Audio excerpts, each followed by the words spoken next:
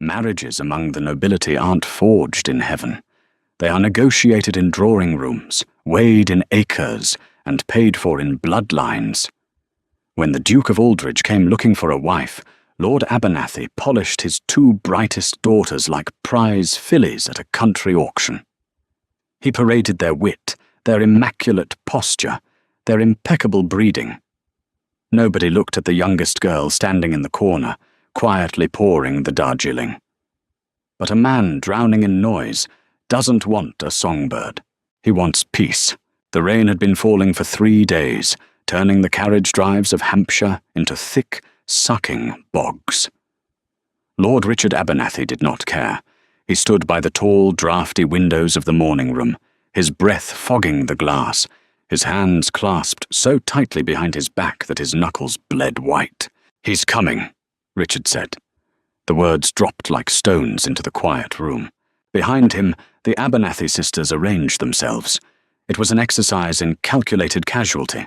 Charlotte, the eldest by 3 years, sat nearest the hearth. The firelight caught the gold threads woven through her dark hair. She held a piece of needlepoint she hadn't actually worked on in a month. It was a prop. Charlotte understood the mechanics of this afternoon better than anyone. At 24, she was staring down the barrel of spinsterhood. But she was beautiful, sharp, striking, and ambitious enough to choke a horse. "Is his carriage crest visible?" Charlotte asked. She didn't look up. She kept her voice entirely level. "Mud," Richard snapped. "Covered in mud. But it is a crest. 6 horses. Only a duke drives 6 through this slop." On the velvet settee, Rosalind turned a page of her book. French poetry. Rousseau.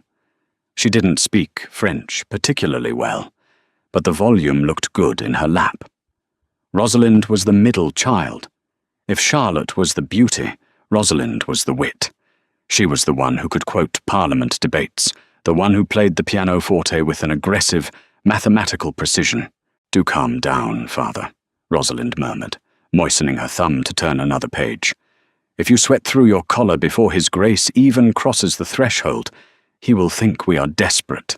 "We are desperate," Richard snarled, turning from the window. "The roof in the West Wing is rotting.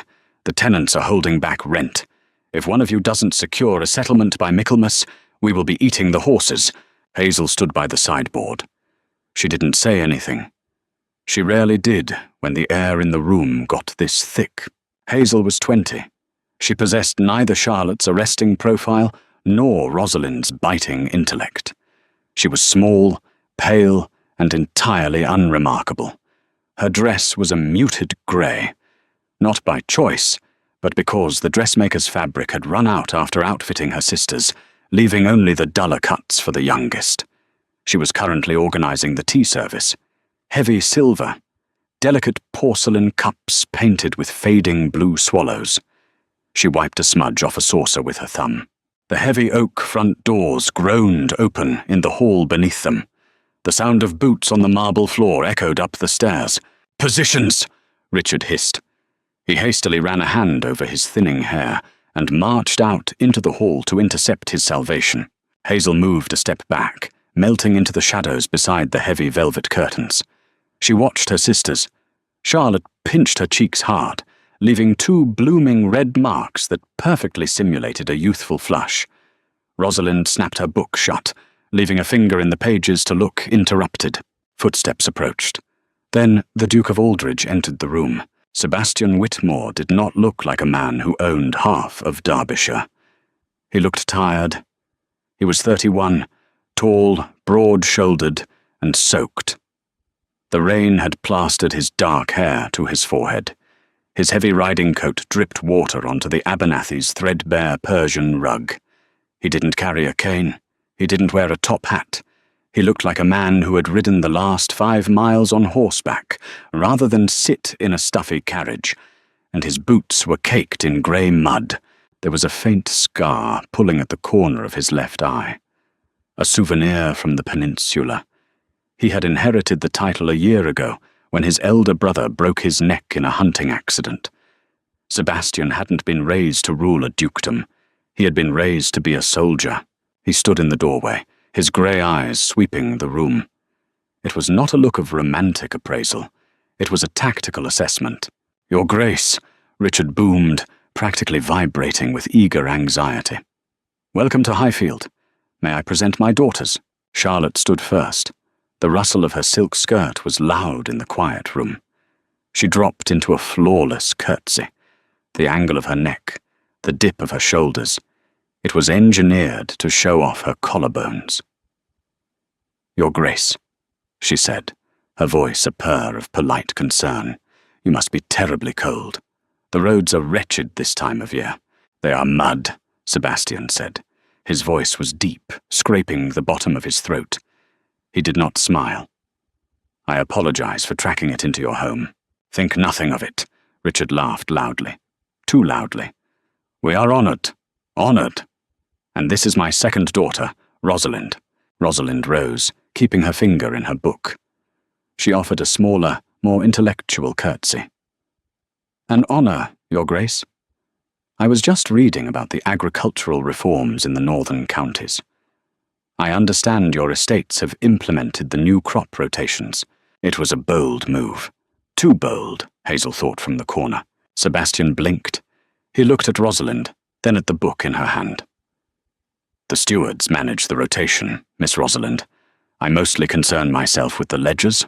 The rejection of her intellectual bait was flat and immediate. Rosalind's smile faltered for a fraction of a second before cementing back into place. "And the youngest," Richard said, waving a dismissive hand toward the sideboard. "Hazel." Sebastian looked past the glowing hearth, past the striking Charlotte, and the ambitious Rosalind. He looked into the shadows. Hazel didn't step forward. She didn't curtsy deeply. She merely inclined her head, her hands still resting flat against the cool mahogany of the sideboard. "Your Grace," she said softly. He held her gaze for a second. Nothing registered on his face. He nodded once, then turned back to Lord Abernathy. "I appreciate your hospitality, Lord Abernathy," Sebastian said, unbuttoning his heavy wet coat. A footman scuttled forward to take it. "I will only stay an hour. I have business in London by tomorrow evening." An hour? The panic spiked in Richard's chest. An hour to sell a daughter. Of course, Richard babbled. "Please, sit by the fire, warm yourself." Girls entertain his grace. Sebastian sank into the wingback chair. It creaked under his weight. His joints ached. The damp of the English countryside always made the shrapnel in his thigh throb. He stared at the flames, licking the soot-stained bricks of the hearth. He hated this. He hated the season. He hated the ballrooms. And most of all, he hated these private viewings. He knew exactly why he was here. He needed an heir. He needed a wife. The Dowager Duchess, his terrifying mother, had handed him a list of acceptable breeding stock. The Abernathy girls were on it. Good bloodlines. Bankrupt father. It meant they would be eager, compliant, and cheap to acquire. He wouldn't have to deal with demanding in-laws. He could pay off Lord Abernathy's debts and take a wife back to Derbyshire, shut the door, and be left alone. "May I offer you some wine, Your Grace?" Charlotte asked. She was hovering at his elbow. Her perfume was overwhelming, lavender and heavy musk. It smelled like a crowded London ballroom. It made his headache worse. "Tea, if you have it," Sebastian said, not looking at her. "I have a long ride ahead." "Of course." Charlotte beamed. She snapped her fingers at her younger sister. "Hazel." "Tea for the Duke." She didn't look at Hazel when she commanded her. It was a reflex, Sebastian noticed. He didn't say anything, but his eyes tracked the sharp, dismissive snap of Charlotte's fingers. "Tell me, Your Grace," Charlotte continued, sinking gracefully onto the sofa opposite him, leaning forward just enough. "Do you plan to spend the winter in London or at your country estate?" "I have always preferred the country. London is so exhausting." It was a lie. Sebastian could smell the lie. Women like Charlotte lived for the social season. If he locked her in Derbyshire for the winter, she would go mad and take him down with her. "Derbyshire," he answered flatly. "It is quiet. I adore the quiet, Charlotte said smoothly. Do you? Rosalind interjected, moving to the pianoforte. You complained just yesterday that the lack of callers was driving you to madness, sister. A flash of pure venom crossed Charlotte's face, gone as quickly as it appeared. Rosalind sat at the bench arranging her skirts. Perhaps some music, Your Grace.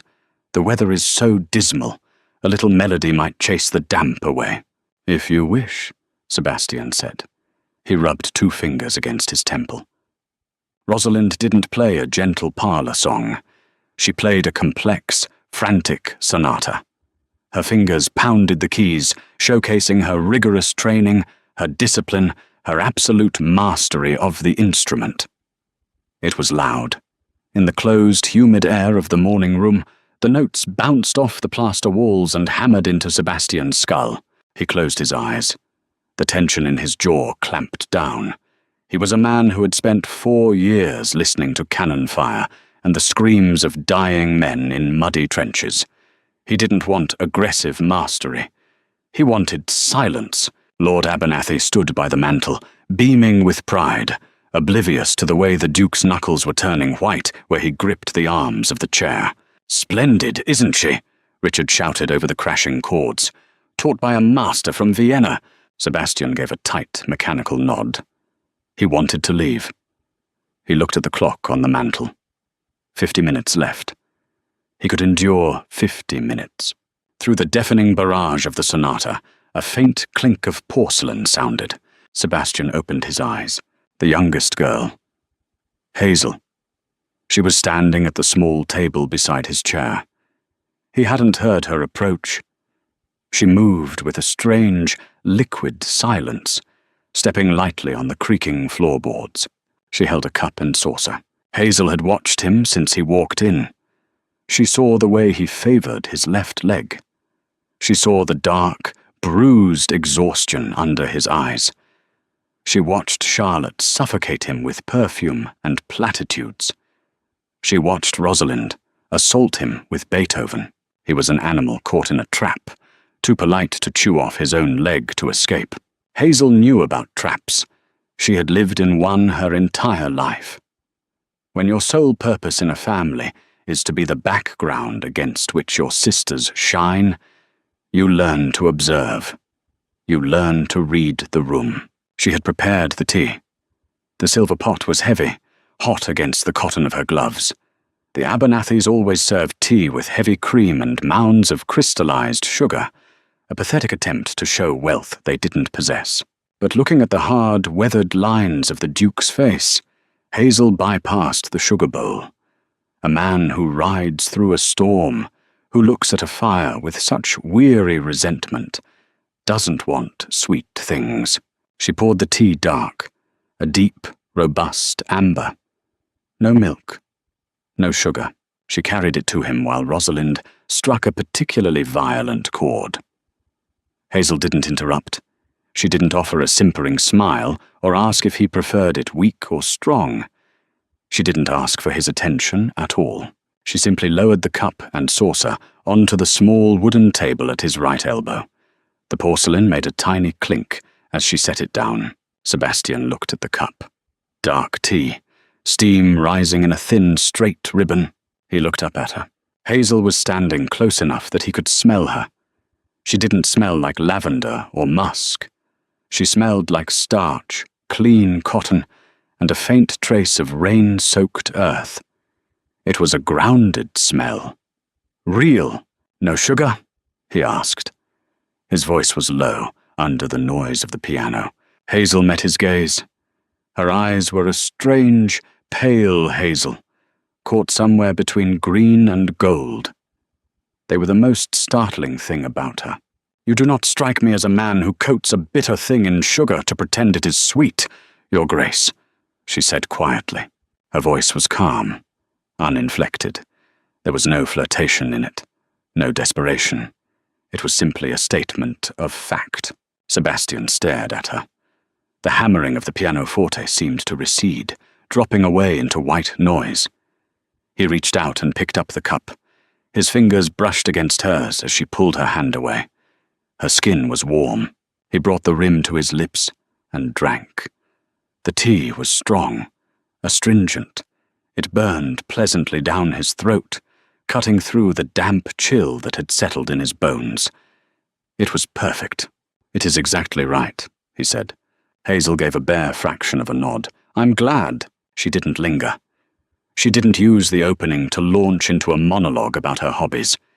She simply turned and walked back to the shadows by the sideboard, leaving him with his perfect cup of tea. Sebastian watched her go. He took another slow sip. At the pianoforte, Rosalind struck the final chord, letting it ring out with theatrical triumph. She turned on the bench, chest heaving slightly, a victorious smile pinned to her face. "Beautifully played, Rosalind," Charlotte said, though her voice dripped with acid. She turned to the Duke. "Don't you agree, Your Grace?" Sebastian placed the teacup back on the saucer. "I am afraid I lack the ear for it," he said plainly. Rosalind's smile cracked. "But surely," Lord Abernathy interjected, stepping forward, desperate to regain control of the room, "surely you appreciate a woman of accomplishments. A duchess must host, after all. She must entertain." Sebastian looked at the father, the sweating, frantic man. He looked at the two older sisters, leaning forward like hounds at a fox hunt. "I have no interest in entertaining," Sebastian said. The room went dead silent. Only the rain lashing against the windows made a sound. "My life in Derbyshire is entirely devoid of society. My estate is remote. The house is old, and it is draughty. I do not host balls. I do not attend Parliament unless dragged by the King himself. A woman seeking accomplishments and admiration would perish of boredom within a month." Charlotte's jaw tightened. The prospect of being buried alive in the country without a society season was horrifying to her. But he was a duke. She forced a laugh. "You exaggerate your isolation, surely." "I assure you, Miss Abernathy, I do not." Sebastian stood up. The hour was not over, but he had seen enough. He had made his decision. Richard's face flushed a deep, panicked purple. "Your Grace, please. You have only just arrived. You haven't—" "I have seen all I need to see, Lord Abernathy." Sebastian turned to face the room. He didn't look at Charlotte. He didn't look at Rosalind. He looked across the room, past the silver tea service, to the girl in the grey dress, standing quietly against the wall. "Miss Hazel!" Sebastian called out. The entire room pivoted. Charlotte's head snapped around. Rosalind stood up from the piano bench. Hazel blinked, stepping slightly out of the shadows. "Yes, Your Grace." "Do you play the pianoforte?" he asked. "No, Your Grace, I have no ear for music." "Do you enjoy London society?" "I have never been to London. I imagine it is loud." Sebastian's chest moved in what might have been a silent laugh. The tight lines around his eyes relaxed marginally. "It is," he agreed. He took a step toward her. The heavy thud of his boots on the floorboards drew a line of tension through the room. "And if you were entirely isolated in a draughty house in Derbyshire, with no callers and no balls, how would you spend your days?" Lord Abernathy let out a strangled, objecting noise. "Your Grace, Hazel she is merely the youngest. She is not out yet. She is not prepared." "I am speaking to her, Lord Abernathy." Sebastian cut him off, his voice carrying the crack of a commanding officer. The father snapped his mouth shut. Sebastian stopped 3 feet from Hazel. He looked down at her. "Well?" Hazel didn't flinch under the weight of his stare. She looked back at him, her pale eyes steady. She thought about his muddy boots. She thought about the way he gripped the chair when the music was too loud. She thought about a quiet, draughty house in the country. "I would walk the moors," Hazel said. "I would read in silence, and I would ensure the tea was brewed properly." A heavy, suffocating silence dropped over the Abernathy morning room. Charlotte was staring at her younger sister as if she had just grown a second head. Rosalind's face was pale with outrage. Sebastian Whitmore held Hazel's gaze for a long time. The transaction of the marriage mart vanished. For a fleeting second, it was just two quiet people recognizing each other in a loud, crowded room. "Lord Abernathy," Sebastian said, not breaking eye contact with Hazel. "Yes, Your Grace," Richard stammered behind him. "I will speak with you in your study regarding the settlements."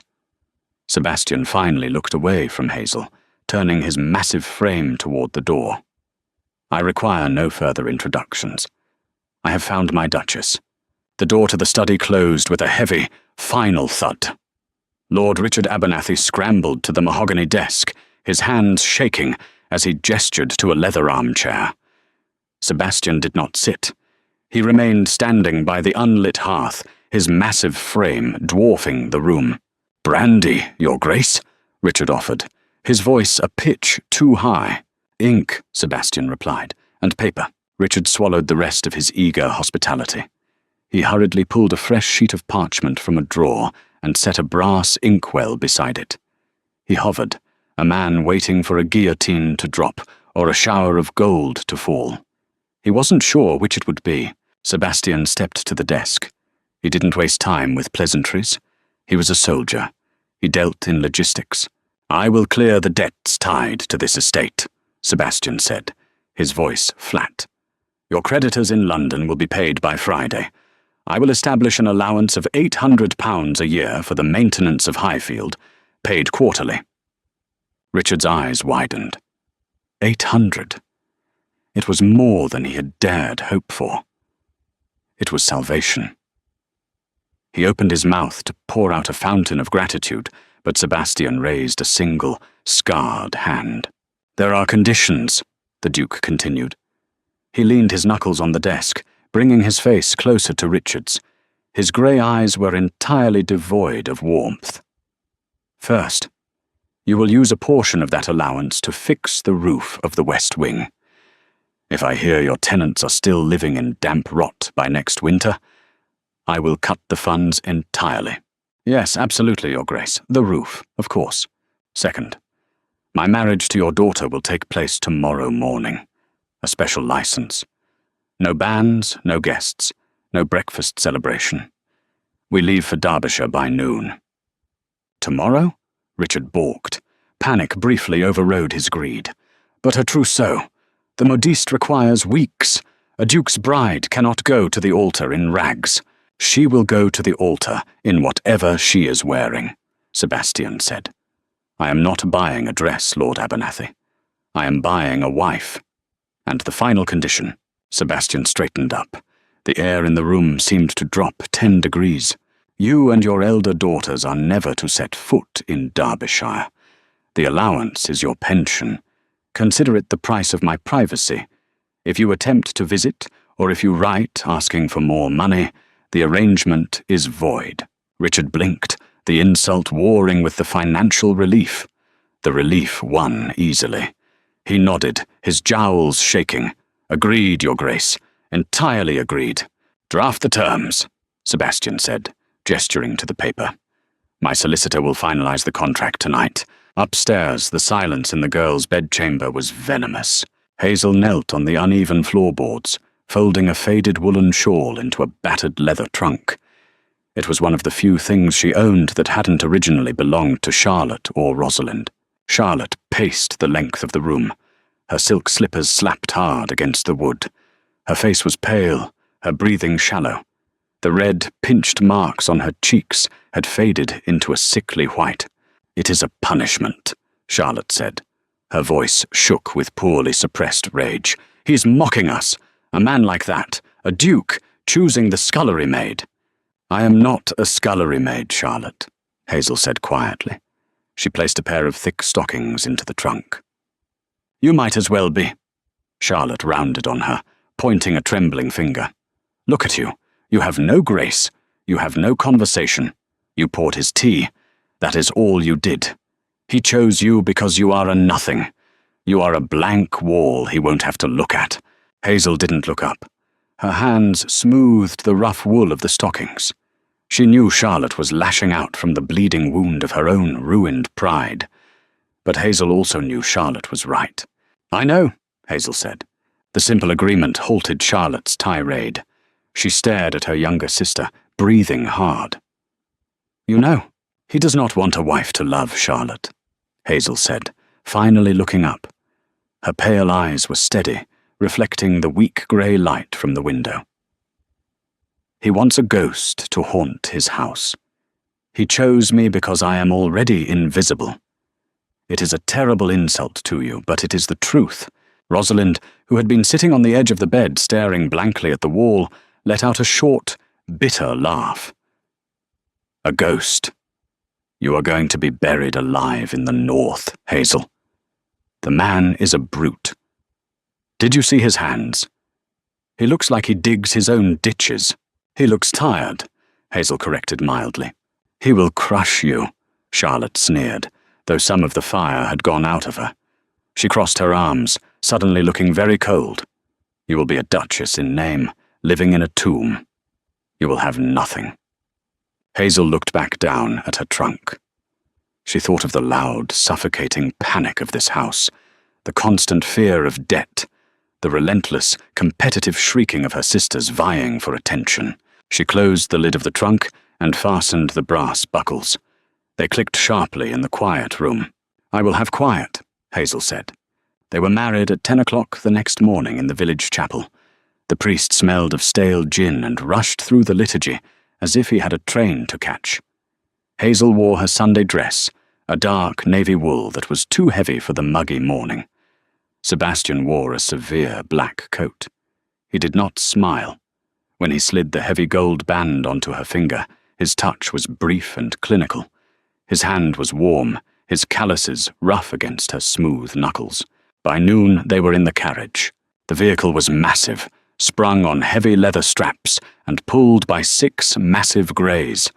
The interior was upholstered in dark green velvet that smelled of beeswax and old dust. Hazel sat on the forward-facing bench. Sebastian sat opposite her. As the carriage lurched forward, leaving the crumbling gates of Highfield behind, Hazel did not look back out the window. She kept her eyes focused on the silver handle of the carriage door. They did not speak for the first 30 miles.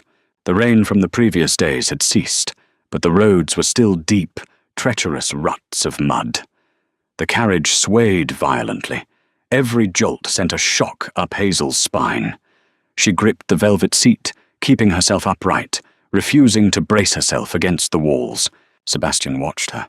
He sat with his arms crossed over his broad chest, his long legs stretched out, taking up most of the floor space. His left leg, the ruined one, was extended rigidly. He observed his new wife with the same detached scrutiny he would use to inspect a new line of infantrymen. She was incredibly still. Most women of his acquaintance, his mother, his late brother's mistresses, would have filled the silence with nervous chatter. They would have complained about the jostling. They would have demanded to know when they were stopping for tea. Hazel did none of these things. She sat perfectly straight, absorbing the brutal shocks of the road in silence. "You may lean back, madam," Sebastian said. His deep voice startled her. It was the first time he had spoken since the altar. "The upholstery is not made of glass." Hazel blinked, bringing her focus to his face. "I'm fine, Your Grace. We have 3 days of travel ahead of us. If you sit like a ramrod the entire way, your spine will snap before we reach the Trent." Hazel slowly relaxed her shoulders, letting her back touch the plush velvet behind her. It was immensely comfortable. She let out a small, quiet breath. "Thank you," she said. The silence returned, but the sharpest edge had been blunted. By nightfall, the weather turned foul again. A biting wind swept across the Midlands, driving rain against the carriage windows like handfuls of gravel. They stopped at a coaching inn near Oxford. It was not a place dukes usually patronised. The yard was filled with the shouts of hostlers and the smell of wet horses and manure. Sebastian stepped out first. He didn't offer his hand to help her down. He offered his entire forearm, holding it rigid as she stepped onto the muddy mounting block. The inn's private parlour was already taken by a travelling merchant. The innkeeper, a sweating man in a dirty apron, took one look at Sebastian's cold eyes and the heavy purse in his hand, and miraculously found a small, draughty back room beside the kitchen. Dinner was served on a scarred wooden table. It consisted of tough mutton, boiled potatoes that tasted of dirt, and a jug of weak, sour ale. Sebastian cut into the grey meat. He was accustomed to terrible food. The army had fed him worse for years. He expected his new duchess, raised in an aspiring aristocratic house, to push the plate away in disgust. He waited for the tears. He waited for the inevitable breakdown. Hazel picked up her knife and fork. She cut a small piece of the mutton, chewed it thoroughly, and swallowed. She took a sip of the ale, didn't grimace, and cut another piece of meat. Sebastian paused, his fork halfway to his mouth. "Is it to your liking?" he asked, a hint of dark amusement in his tone. "It is entirely adequate," Hazel said without looking up. "It is boot leather, madam." Hazel set her fork down. She looked at him across the flickering light of the tallow candle between them. "I have eaten worse, Your Grace. When my father's gambling debts were particularly high last winter, the butcher stopped delivering. We ate potato soup for 3 weeks. This is fine." Sebastian stared at her. The blunt, unapologetic honesty of the statement caught him off guard. There was no shame in her voice, no play for pity. It was just a fact. He slowly lowered his fork. "I see. Do not concern yourself with my comfort, Your Grace," Hazel added, picking up her fork again. "I require very little. You will find I am a very cheap investment." The words were spoken softly, but they hit Sebastian like a physical blow. A cheap investment. It was exactly what he had wanted. It was exactly what he had calculated. Hearing her say it out loud, with such total lack of resentment, made a strange, uncomfortable knot tighten in his chest. "Eat your dinner, Hazel," he said gruffly. It was the first time he had used her given name. They finished the meal in silence. This time the silence was not entirely cold. The Peak District rose around them on the third afternoon, a jagged, unforgiving landscape of dark stone and deep, shadowed valleys. The green softness of the south vanished, replaced by wild heather and harsh winds. Hazel pressed her face to the cold glass of the carriage window. She had never seen mountains. The sheer scale of the landscape made her breath catch. It was beautiful, but it was a violent, lonely beauty. "It is bleak," Sebastian said, watching her face. "It is immense," Hazel murmured. The carriage turned off the main road, passing between 2 massive, weather-beaten stone pillars topped with stone griffins. The iron gates were open, rusting on their hinges. They drove for another 2 miles through a dense, unkempt forest before the trees broke, revealing the estate. Stoneleigh Hall was not a welcoming house. It was a sprawling, brutalist masterpiece of grey stone, built in a defensive square, as if expecting a siege. The windows were narrow and tall, reflecting the grey sky like blind eyes. There were no manicured lawns, no blooming flower beds. The wild moorland crept right up to the gravel drive.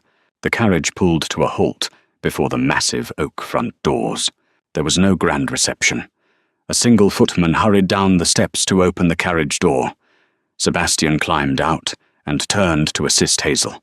She stepped down, the wind immediately tearing at her cloak, whipping her hair across her face. She stood on the gravel, looking up at the towering facade. It looked like a prison. Or a fortress. "Welcome to Derbyshire," Sebastian said quietly. They walked up the steps. The heavy doors were pulled open from the inside. The entry hall was cavernous. The floor was black and white checkered marble, dull from lack of polishing. Above them, a massive iron chandelier hung from a vaulted ceiling. The air inside was significantly colder than the air outside. It smelled of wood ash, old paper, and damp stone.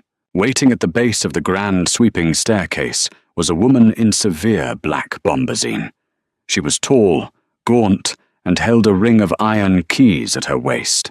"Mrs. Gable," Sebastian said, pulling off his leather riding gloves. "This is my wife, the new Duchess of Aldridge." Mrs. Gable did not smile. She offered a stiff, precise curtsy. Her eyes, pale and sharp as a hawk's, darted over Hazel's travel-stained navy dress and plain wool cloak. The housekeeper clearly found the new Duchess lacking. "Your Grace," Mrs. Gable said, Her voice echoed off the bare stone walls. "We were not expecting you so soon. The master suite is not prepared for a bride. Prepare the East Wing suite for her grace," Sebastian ordered, throwing his gloves onto a silver tray on a nearby table. "I will remain in my current quarters." Hazel felt a tiny, sharp prick of something in her chest.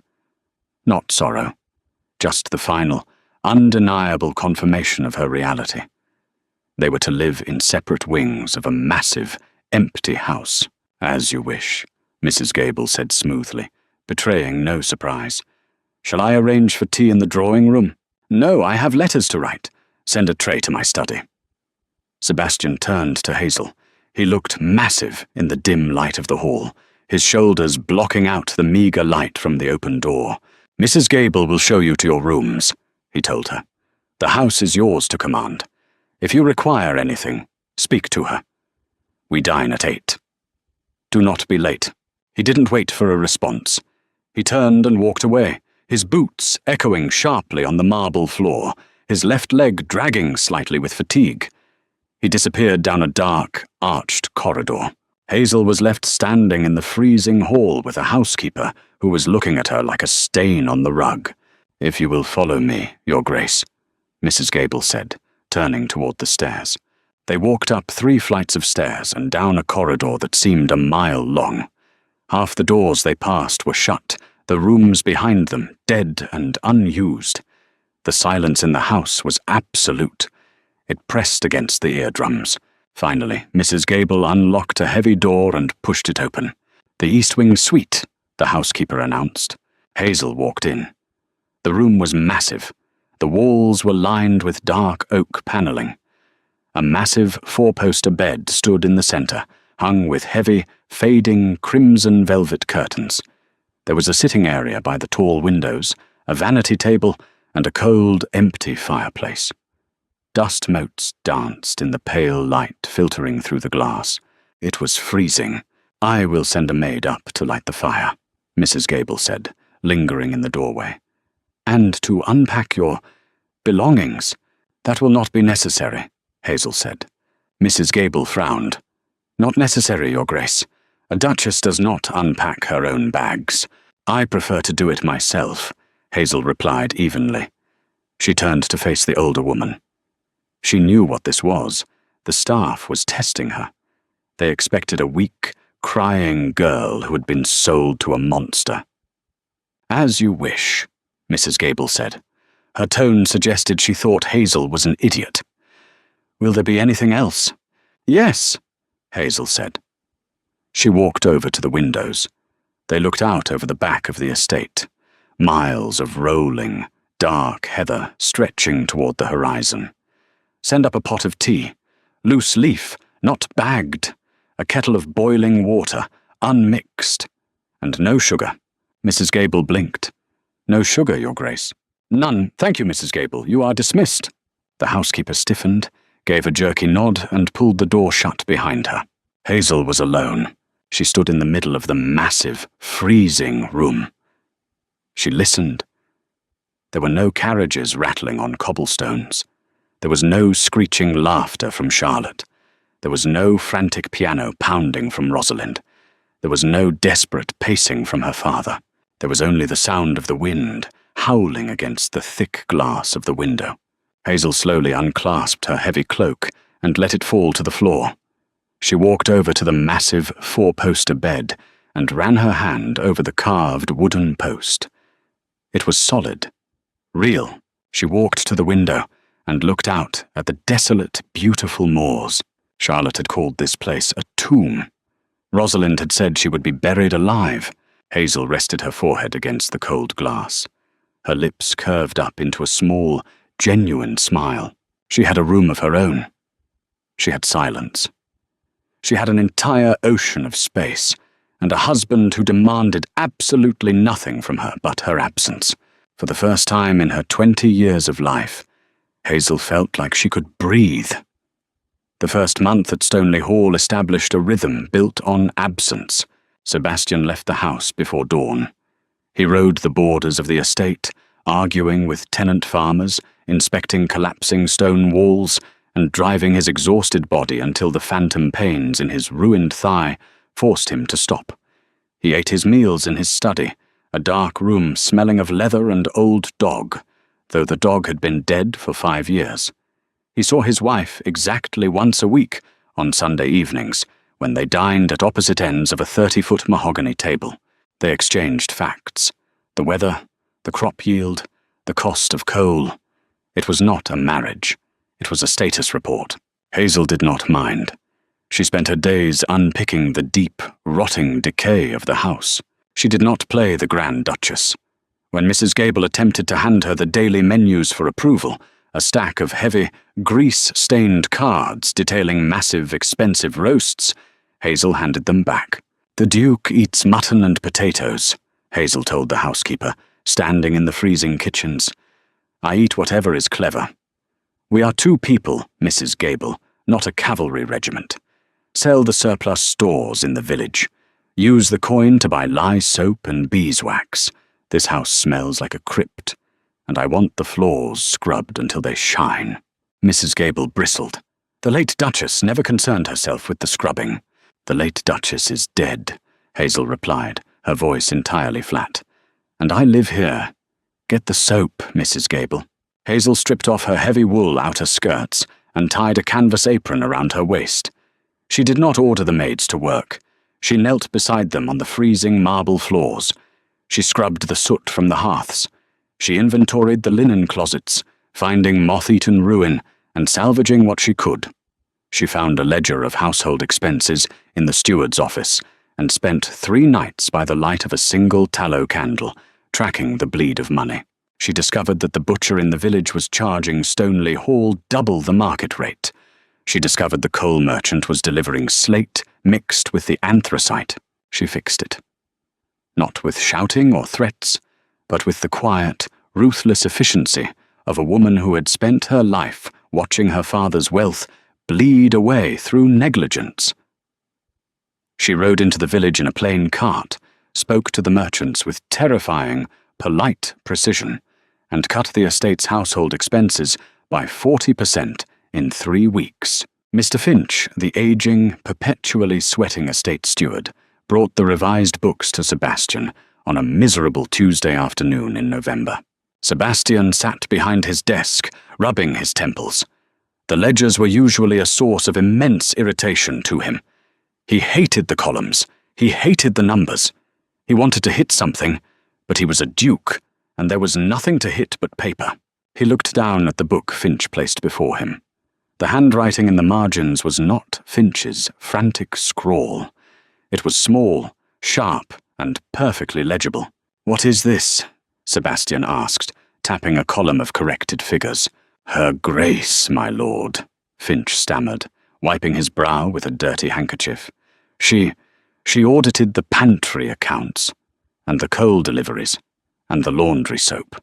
Sebastian frowned. He looked closer at the ink. "She cut the butcher's bill in half. She threatened to buy a herd of pigs and slaughter them herself in the courtyard if he didn't adjust his prices to the regional standard, Your Grace," Finch said. There was a note of genuine awe in the steward's voice. Sebastian stared at the neat, merciless numbers.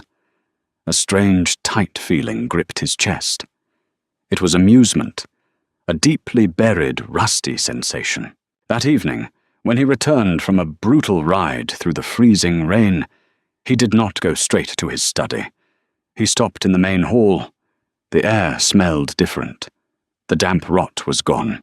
It smelled of lemon oil, wood smoke, and clean linen. He walked up the stairs to the east wing. He had not set foot in this corridor since the day they arrived. He stood outside Hazel's door. He could see a thin line of yellow light spilling from underneath the heavy oak. He didn't knock. He didn't want to intrude. He just stood there, listening to the absolute quiet of the house, and realized that for the first time in his life, the silence didn't feel heavy. It felt anchored. The next afternoon, Hazel walked into his study. Sebastian was at his desk, surrounded by a chaotic mess of maps and unresolved boundary disputes. He looked up, startled. She was wearing a faded grey dress the sleeves rolled up to her elbows. Her hands were red from cold water, and there was a smudge of ink on her chin. She carried a silver tray. On it was a single cup of tea, dark amber. No milk, no sugar. She didn't announce herself. She walked to the desk, shifted a map of the northern boundary just enough to make room, and set the cup down. The porcelain clicked softly against the wood. "You have been working for 6 hours," Hazel said. Sebastian looked at the tea, then at her. "There is a dispute over the grazing rights on the western ridge. The tenants are threatening to burn each other's barns." Hazel looked at the map. She didn't feign ignorance, and she didn't apologize for looking. "The western ridge is mostly shale. The grass is thin. They aren't fighting over grazing rights, Your Grace. They are fighting over the water access at the bottom of the incline." Sebastian paused. He looked down at the map, tracing the blue line of the stream that cut through the valley. He had been looking at the property lines, the acreage. He had been thinking like a soldier holding a perimeter. He hadn't thought about the sheep. He looked back up at her. "How do you know that?" "Because sheep cannot drink rocks," Hazel said simply. "Move the boundary line 50 yards east. Give them both access to the stream. The argument will end." She turned and walked out of the room, her boots clicking softly on the floorboards, leaving him alone with the map. Sebastian picked up his pen, dipped it in the inkwell, and drew a new line 50 yards to the east. He picked up the teacup. It was still hot. It tasted perfect. From that day on, she brought the tea herself. She never stayed long. Sometimes they didn't speak at all. She would set the cup down, perhaps straighten a stack of chaotic papers with a quick, efficient movement of her hand, and leave.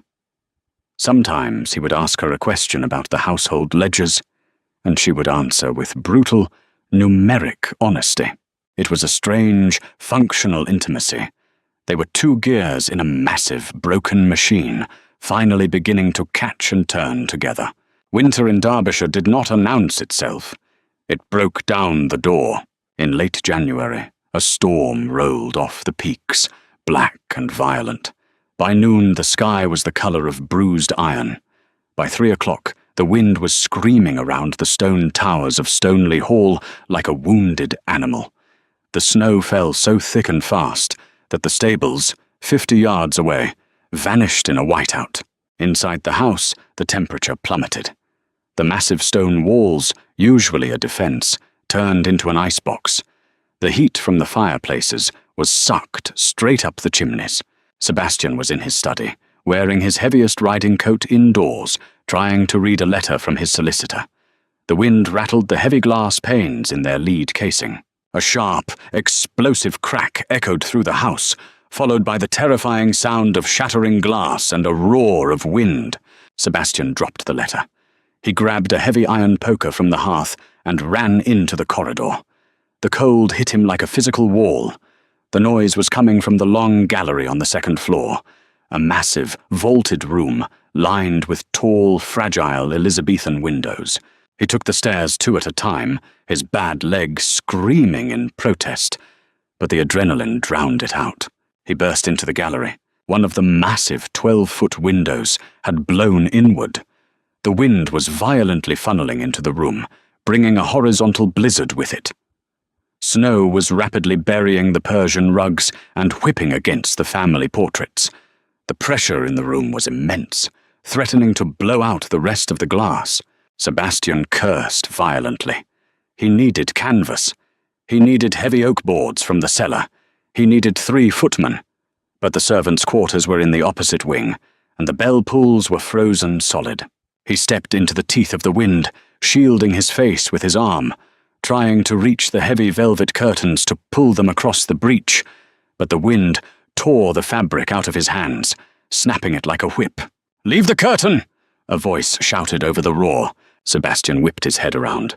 Hazel was running down the gallery. She was dragging a massive, heavy canvas drop cloth, the kind used by painters to cover furniture. She had a coil of thick hemp rope slung over her shoulder, and a hammer gripped in her right hand. She wore no coat, only a heavy woolen shawl wrapped tightly around her shoulders, her hair already whipping into a frantic halo around her face. "Hazel, get out of here!" Sebastian roared, stumbling back as a gust of wind nearly knocked him off his feet. "The glass!" She ignored him. She threw the heavy coil of rope at his chest. He caught it by reflex.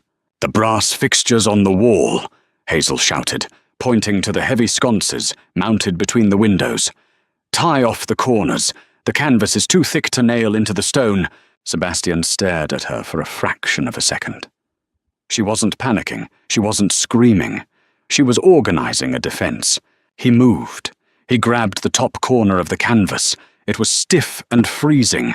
The wind caught it like a ship's sail, nearly ripping it from his grip. His boots slipped on the snow-covered floorboards.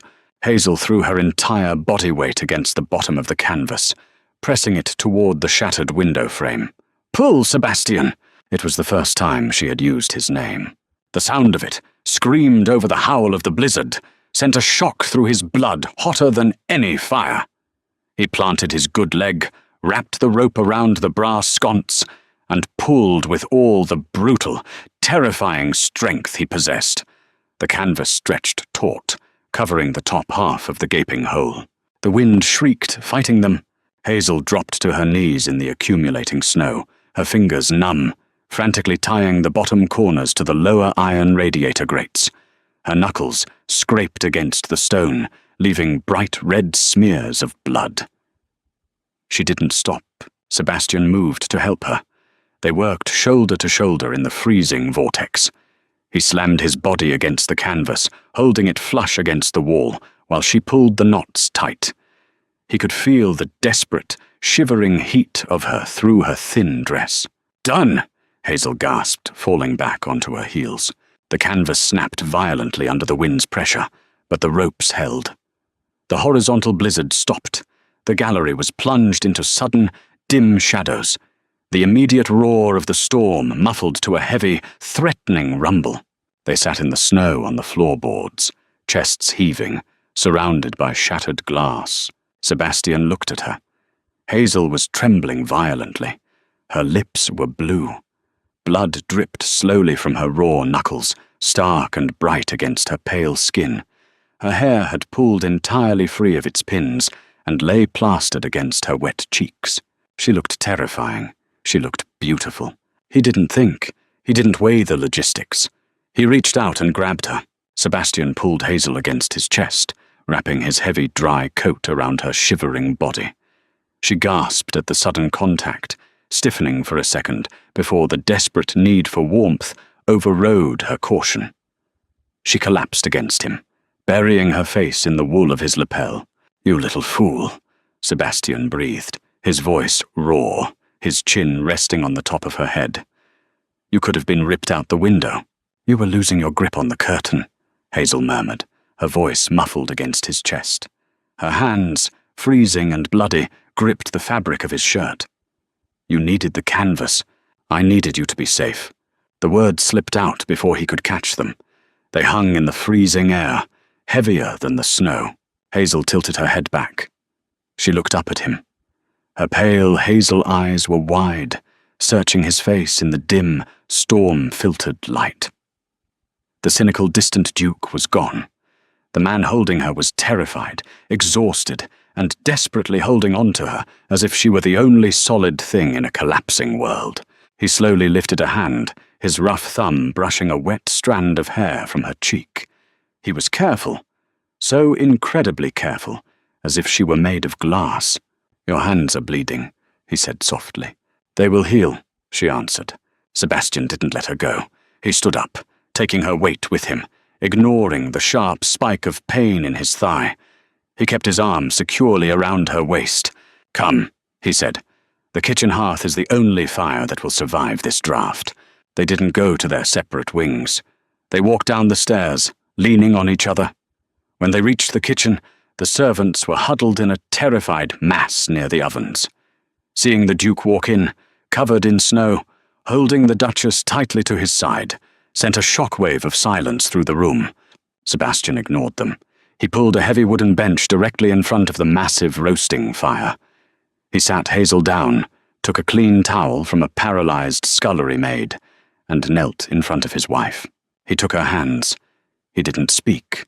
He gently, meticulously wiped the blood and snow from her knuckles. The warmth of the fire baked into their wet clothes. The storm raged outside, burying the manor, cutting them off from the world entirely. Hazel watched the top of his dark head as he cleaned her cuts. She watched the tension in his broad shoulders slowly unwind. For a man who wanted a ghost, he was holding her very tightly to the earth. The storm raged for 3 days, burying Stoneleigh Hall under 4 feet of snow. The estate was an island. The silence that followed was total. It was not the cold, oppressive silence of a dead house. It was the heavy, muffled peace of a world wrapped in cotton. Sebastian did not return to his study. The temperature in the main house remained brutally cold, so they confined themselves to a small, oak-panelled sitting room on the ground floor, keeping a massive fire roaring in the hearth day and night. They shared the space. It was an awkward, delicate dance at first. Hazel sat in a wingback chair, reading a leather-bound history of the county. Sebastian sat on the sofa, trying to read a novel he had pulled randomly from the library. He spent more time looking over the top of the pages at her than he did reading. He watched the way she chewed her bottom lip when the text became dense. He watched the way she rested her bandaged hands carefully on her lap. He felt a constant, magnetic pull to bridge the 6 feet of carpet between them. On the evening of the 4th day, the wind finally died. The moon broke through the clouds, casting brilliant, stark white light across the snow-covered moors. Hazel set her book down. She stood up and walked to the window, pulling back the heavy curtain to look out at the silver landscape. "It looks clean," she said quietly. Sebastian closed his book. He stood up and walked over to her. He didn't stop a polite distance away. He stopped directly behind her. He was so close, she could feel the heat radiating off his chest. "It does," he agreed. His voice was low, vibrating in the quiet room. He looked at her reflection in the dark glass of the window. "Hazel." She didn't turn around, but she leaned back, just a fraction of an inch. It was a microscopic surrender. "Yes. When I came to your father's house," Sebastian said slowly, carefully choosing his words, "I told him I wanted peace. I thought peace meant isolation. I thought it meant emptiness." Hazel kept her eyes on the snow outside. "And now," Sebastian raised his hands. He hesitated for a second before resting them on her shoulders. His grip was firm, grounding. He felt her take a slow, deep breath. But she didn't pull away. "Now," Sebastian said, his thumbs tracing the line of her collarbone through the wool of her dress. "I realize that an empty house is just a tomb. I didn't want a ghost, Hazel. I was just too damaged to know how to ask for a partner. I was afraid of the noise. I was afraid of the demands. I thought any woman I brought here would look at me and see only the limp, the scars, and the isolation." Hazel finally turned around. She was trapped between him and the window, but she didn't look frightened. She looked up into his grey eyes. The hardened, cynical armor he wore like a second skin was completely stripped away. He looked entirely vulnerable. "Charlotte would have demanded London," Hazel said plainly, her voice steady. "Rosalind would have demanded brilliant conversation and society." "And what do you demand?" Sebastian asked, searching her face. Hazel reached up. She placed her small, bandaged hands flat against the lapels of his coat. She felt the heavy, steady thud of his heart beneath the wool. "I demand you drink your tea before it goes cold," she said. A startled, genuine laugh broke from Sebastian's chest. It was a deep, rusty sound, startling in the quiet room. The tension in his jaw vanished. He looked at her, truly looked at her, not as a pragmatic solution to a dynastic problem, not as a quiet girl in a grey dress, but as the absolute center of his world. He slid his arms around her waist, pulling her flush against him.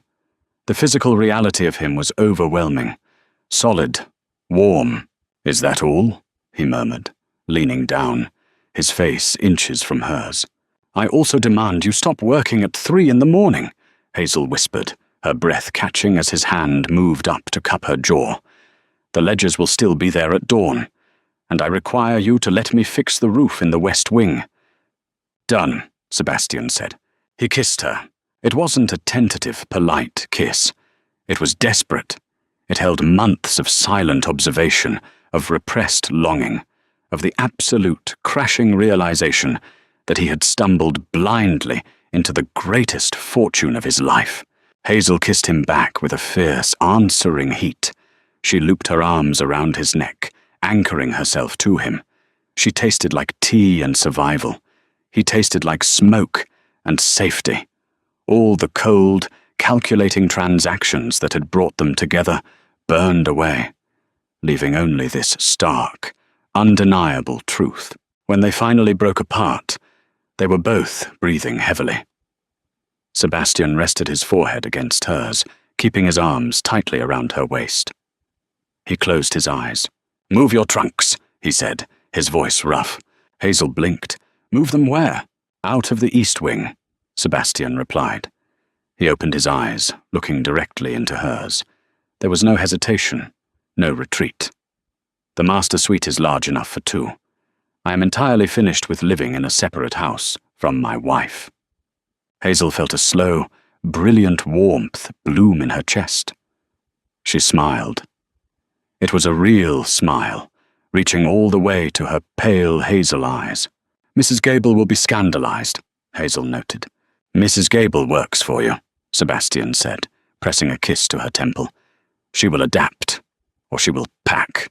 They stood by the window for a long time, watching the moonlight on the snow. The massive, drafty house around them was still silent, but the nature of the silence had changed.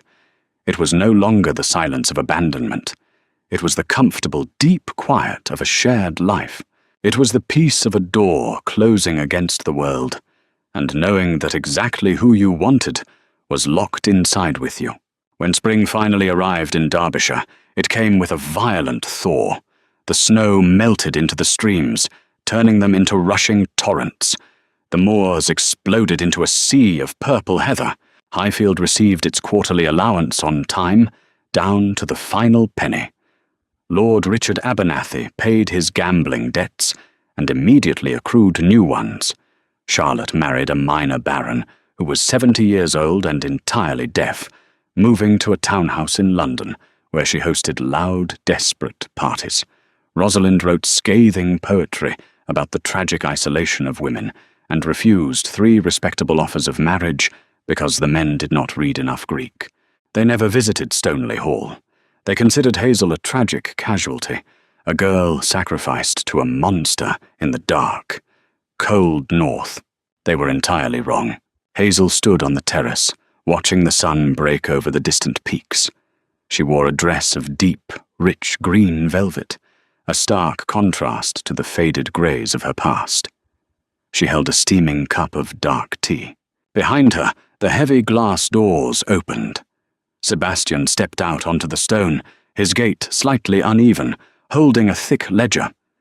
He looked tired, but the dark, bruised exhaustion under his eyes was permanently gone. He walked up behind her, sliding his free arm around her waist, pulling her back against his chest. He kissed the side of her neck, breathing in the scent of starch and rain-soaked earth. "The western boundary dispute is settled," he murmured against her skin. "And Finch says the new roof will be finished by August." Hazel leaned into him, resting her head against his shoulder. She took a sip of her tea. It was bitter, strong, and perfectly hot. "Good," she said quietly. "Then we will have time to rebuild the glass house before winter." Sebastian chuckled, a low rumble against her back. He took the teacup from her hand, took a sip himself, and handed it back.